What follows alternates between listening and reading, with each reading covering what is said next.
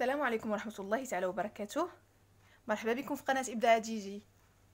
اليوم كما كتشوفوا طراو بزاف التساؤلات على هاد الطحانة ديال لا مارك كيوي اللي كانت في البرومو ديال بيم نهار الجمعة 5 ابريل، اللي كنت خديتها من المشتريات وتقاسمتها معاكم.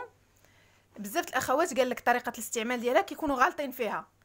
اليوم ان شاء الله غنوريكم هذيك الطريقة ديال الفران، انكم ضروري خاصكم تحيدوه. كما كتشوفوا ها هي القطعه الاولى كتجي هادي، وكتجي هادي الدخلانيه ديالها، كيجي هاد الغطاء تاني. هذا علاش شنو الفائده ديالو؟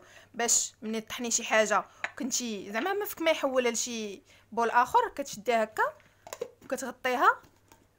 هي محكمه الاغلاق نيت، كديرها في الثلاجه ديالك حتى الوقت اللي غتبغي تستعمليها فيه. مهم علينا حنا الاساسي هو هذا الفران. هاد الراس كيكون هكا، كيكون مع هاد الفران هكا. وهذا بزاف الاخوات كيخليوه وكيطحنوا به وما كيقول لك لا حكا راه خايبه. لا بالعكس، هي زوينه بزاف، ولكن هذا فين كاين الديفو. اول حاجه باش تحيدي الفران غتجري هكا. هي شويه صعيبه، خاصها واحد المجهود شويه، حيت اللي كيشوف في الاول كيتحب غتهرس. لا ما غتهرس ما والو، غير حداو صبيعاتكم. ها نتوما انا نديرها على المباشر.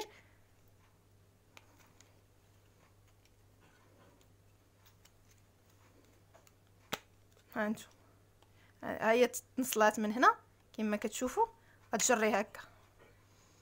ها هاد الموس بوحدو هذا كيمشي في حاله، هذا هو اللي كيعيقل العمليه ديال الطحن. صافي كديريها هكا